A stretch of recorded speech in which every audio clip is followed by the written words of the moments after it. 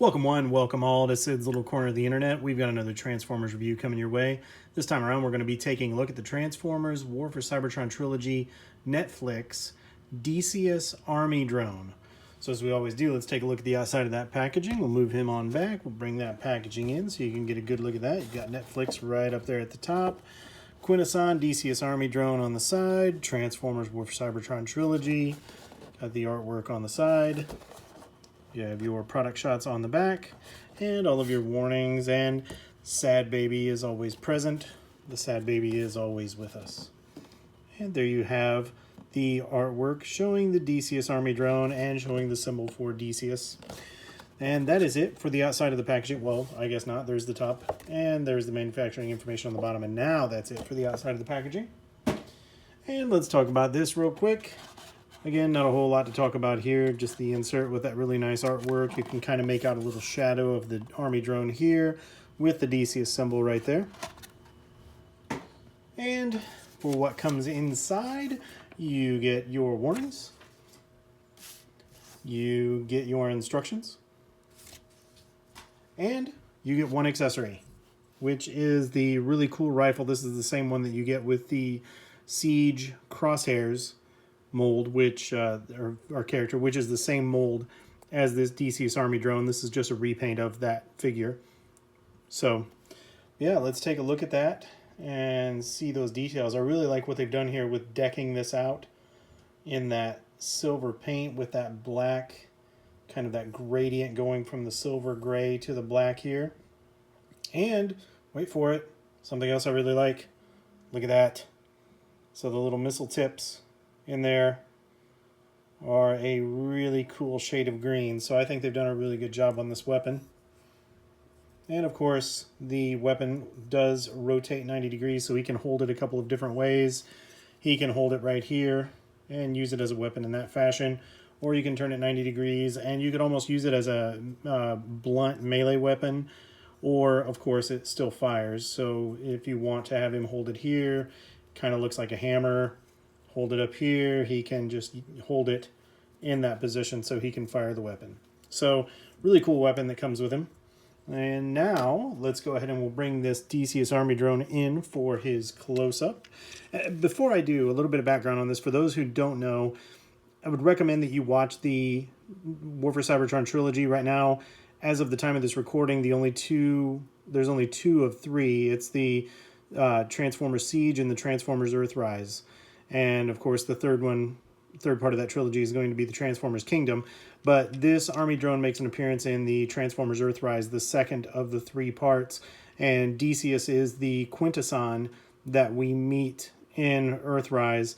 And as the name implies, this is one of the drones that works for Deseeus. So just a little bit of background there. Let's bring him in for his close-up. And you can see, well, you know, earlier I mentioned that he was a remold of Crosshairs, but he's also a remold of Siege Ironhide. So sorry about that, guys. It's a double remold or a double repaint on there, but he does have that Ironhide face. Trying to get the light in there so you can see. He does have those light blue painted eyes. And then you come down here to the chest. He does have that Deseeus symbol right there, and I like the translucent plastic that they've used right here with those silver paint apps on the chest. As I always say, really good detailing in the molded parts. And then the paint apps on this. This is the typical Siege battle damage kind of look that we see, just taken to an extreme on this guy. He has quite a bit on him, but I think really for this figure, it pulls it off really well. And then up here, start down here on the feet, I suppose. Show you the side. And then up here in the arms, you can see he does have those nice brushed applications there on the shoulders. And there he is from the back.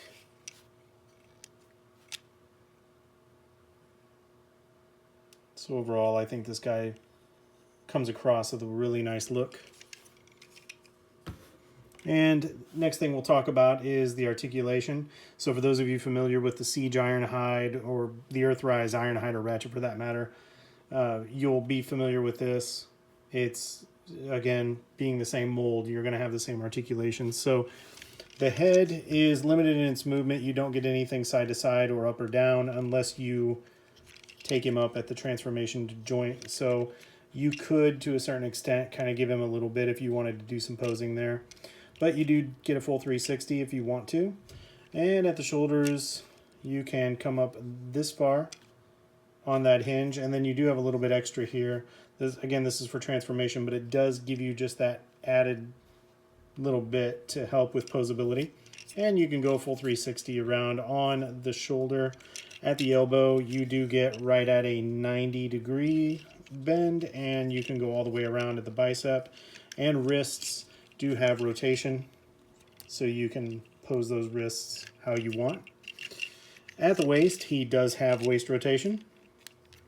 And at the hips, you can get one of the best Van Dams ever out of a character. I mean, that's absolutely perfection. I love that.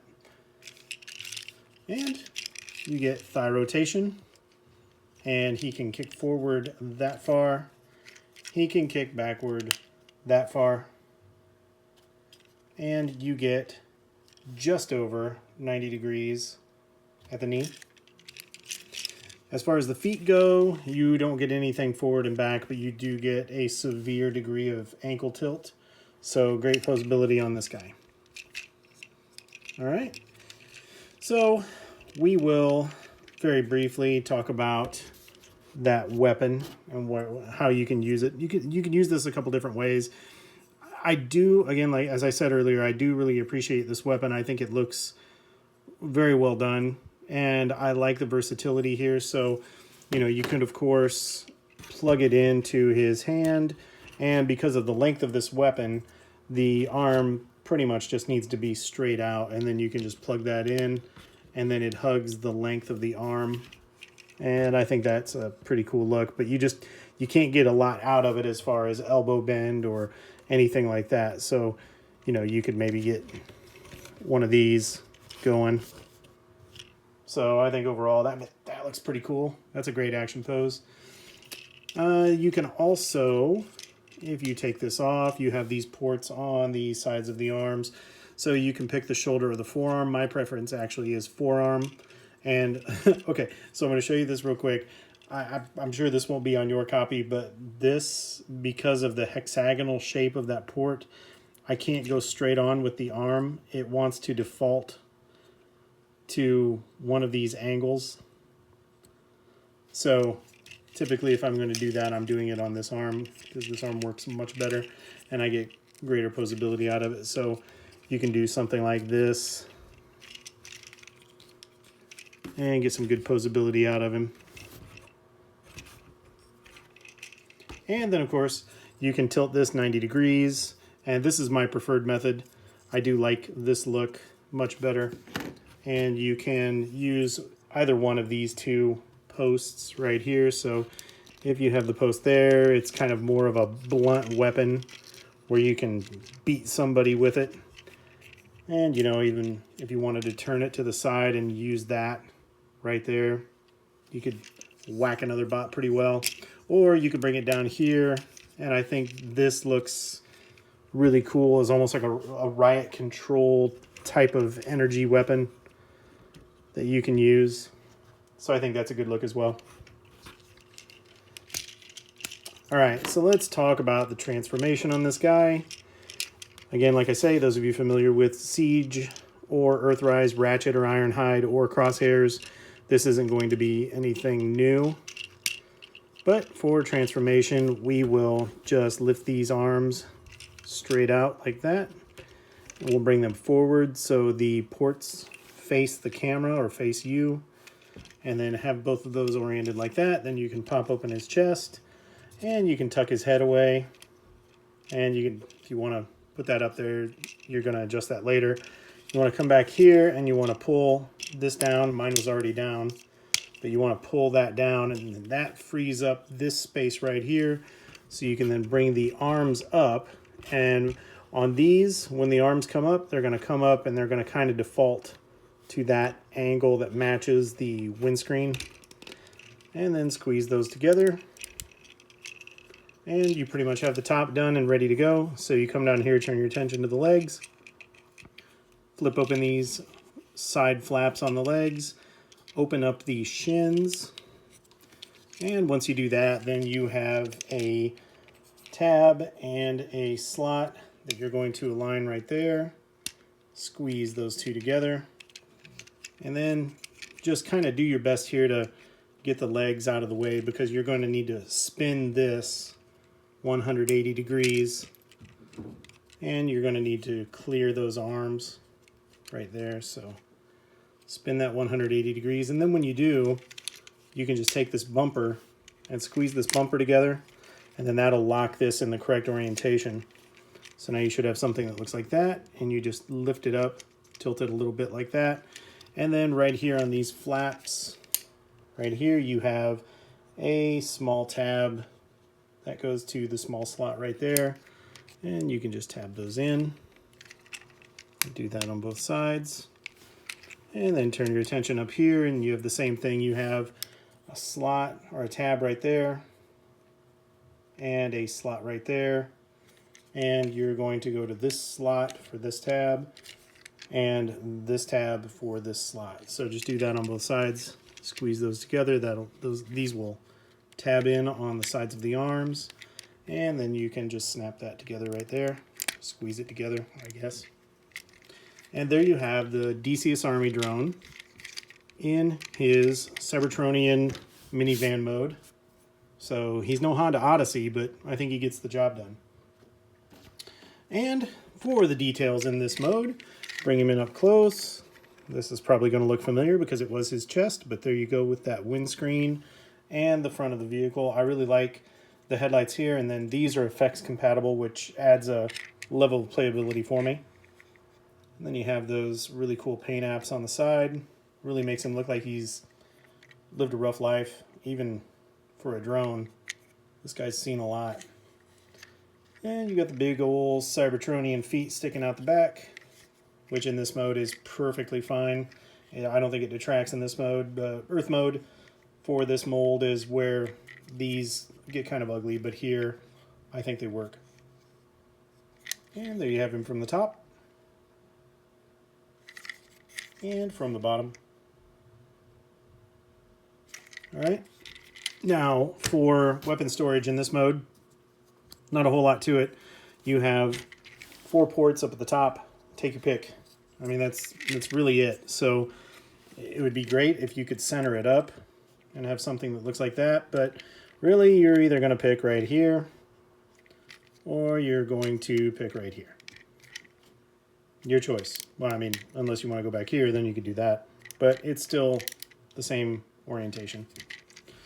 So there's really nowhere else that you could plug this thing in. I suppose if you wanted, you could plug it in back here in the feet, and then, you know, you just got that sticking out. So choices are great. So make your pick. But for me, I will typically just stick it right here and call it good enough. I think that looks pretty good right there. All right, so yeah, let's do effects compatibility, then we'll do vehicle mode comparisons. So effects compatibility in this mode, you do have a little bit of fun that you can have with this guy. So you can have the rocket action going on out of those big old feet. So you can have him making his way across Cybertron at a nice clip. And if you remove the weapon, you can have him taking fire as he's going down the road. So again, you know, you have these 4 ports, and pick a couple of them and have them getting smashed up. And then, for an extra degree of fun, and this is my only regret here, that I only have 3 of these because there are 4 ports on the front. And gosh, if I had 4 of these, that would just be a blast. But you could do something like this.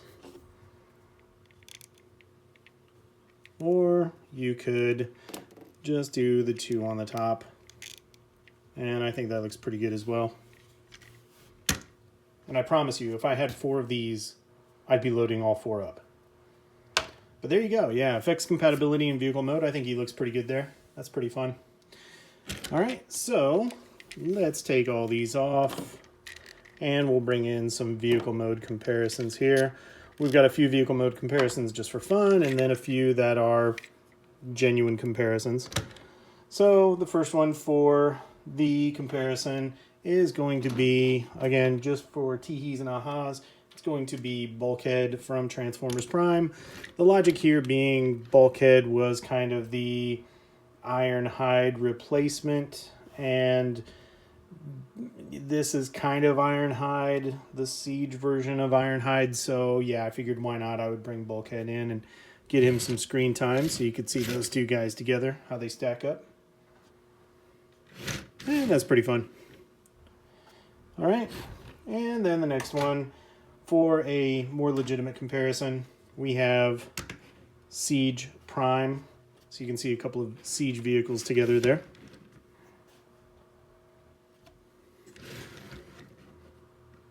I think that works out pretty well. All right, and last in vehicle mode, we will bring in Earthrise Ironhide. So you can see just what the differences between what they've done as far as repaint and slight re-engineering on the same mold. So the transformation, the basic engineering here is the same. They've just put a new skin on this guy for the most part. But yeah, you can see how those two stack up.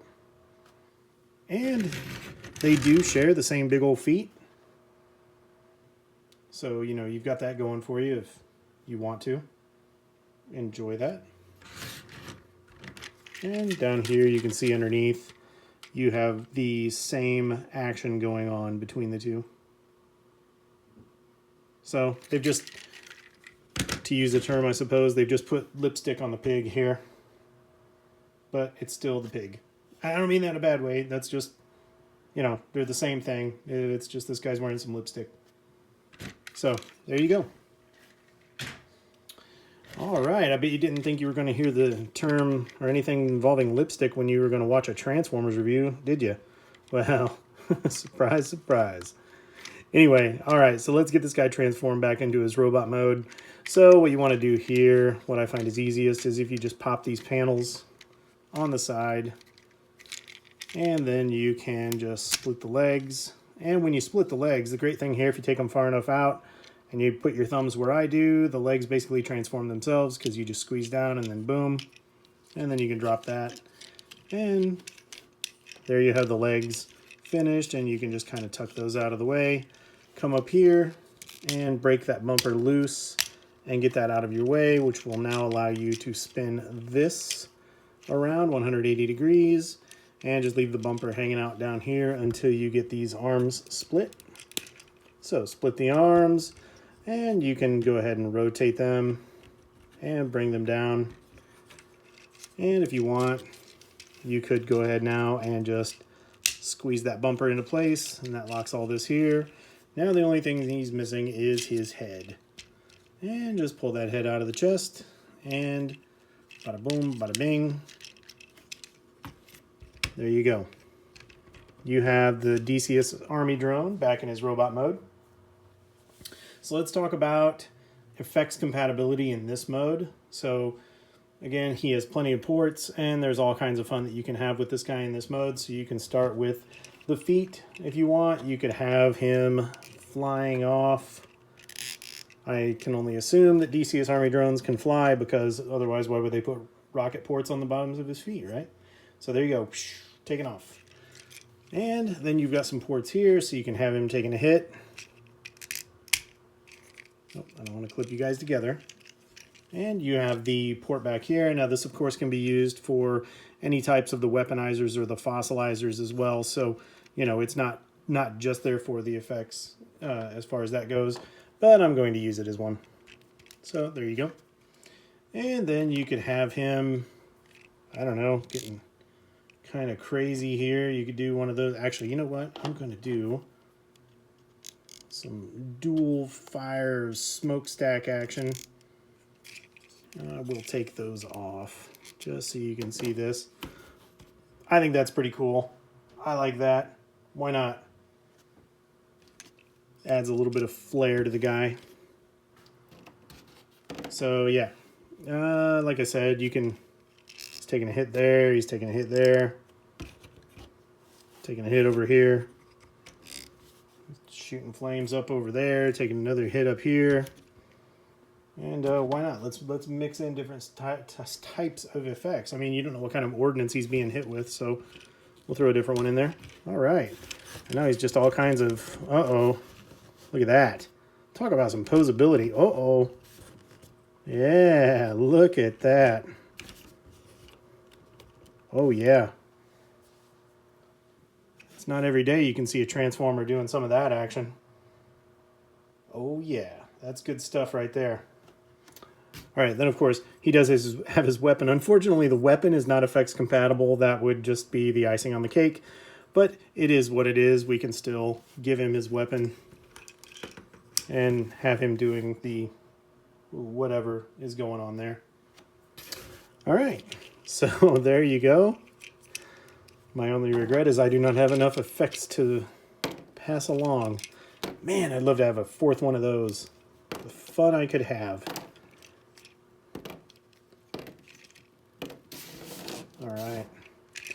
So let's go ahead and we'll bring in some comparisons now. And the robot comparisons, I decided that I would have a little bit of fun with this review and just to bring in a few different universes. So again, this is only for fun. This is not a legitimate comparison, but I just wanted to bring it in. Figure we could bring in the G1 Power Master Optimus Prime. And I promise you he does have his head. Give him a little bit of... There you go. There he is with G1 Power Master Prime. And we'll move him on out of the way. And again, just for fun, not really a comparison. Again, this goes down the logic of this is kind of sort of Ironhide, right? So I'll bring in the leader class Ironhide from the Bayverse movies. And he's a big boy. You can see how he looks compared to the leader class Ironhide. And we'll move him on out of the way. And let's bring you a little bit closer, because now we're starting to get everybody fitting in. And from a larger perspective, this is a guy I just did a review on a short while ago, Kingdom Ultra Magnus. So you can see how those two look together. Move him on out of the way. And my universal scale comparison model, because I hope by now almost everyone has him, is the Earthrise / Kingdom Optimus Prime. So you can see how he stacks up against the leader class Optimus. All right, and here he is against, or not against, but beside Impactor. See how those two guys look together. All right, and last but not least, we'll bring in Crosshairs, who is sporting the same weapon as the Deseeus Army drone, and they just have different faces. Like I say, this is the reason I said it's a repaint of Crosshairs is because I was thinking about the weapon, but it's kind of a hybrid between Crosshairs and Siege Ironhide. So there you go. You can see how those guys look. Like I said, the only difference is going to be, other than the paint, is just those two heads right there. You can see side by side or face to face. And at the back. And back to back. Now it's like the poster for an action movie. I turn both their heads this way. Back to back. There you go. Oh, what is that? Yeah, there you go. There's your action movie pose. Maybe do something like that. Cool. All right. So with that, that will wrap up the review. So let's talk about some final thoughts on this guy. Again, this is something Hasbro is relatively famous for doing. This is a repaint. Why waste a good mold when you've got it? So he is a repaint of Ironhide, Ratchet, Crosshairs. So if you like the mold and you want to add this guy to your collection, great. If you're one of those people who says, I already have the mold, I don't need to add anybody else, then skip him. But personally, for me, I like him. I think he's a fun mold to have, and I really do enjoy the paint job that they've put on this guy, and I really like the effects compatibility that you have with him, and I think he just goes along really well with everything else. And at some point, I'm going to get the Quintesson Judge, and then I'll have somebody to boss this guy around. So for now, he has his own free, independent thought, but that only lasts until I get the Quintesson Judge. But yeah, I like this guy. So if you have even the most remote interest in him, I would recommend him. I think he's fun. You know, for $20 US, I think that's a good price point for this figure and this mold. There's a lot of playability there. There's a lot of fun to be had. So yeah, pick him up. And with that, guys, that is the end of the review. As I end all of these, I'll just say thanks again for watching. Thanks again to all of you who have subscribed and left comments. It means a lot to us. We love seeing the channel grow. And if you're watching us on YouTube or Rumble, be sure to give us a thumbs up or the Rumble button on the rumble.com or Rumble app. And leave us some comments and be sure to subscribe. We still have plenty of these reviews that we're kicking out. I know Sid is working on reviews for the NECA figures for Alien and Predator, and he's getting ready to expand into a few different universes there as well. So we have all kinds of content that's going to be coming out your way. So yeah, hit that subscribe button and turn on your alerts, because we're going to be bringing a lot of content your way soon. So with that, guys, thanks for watching. We'll talk to you next time. Take care.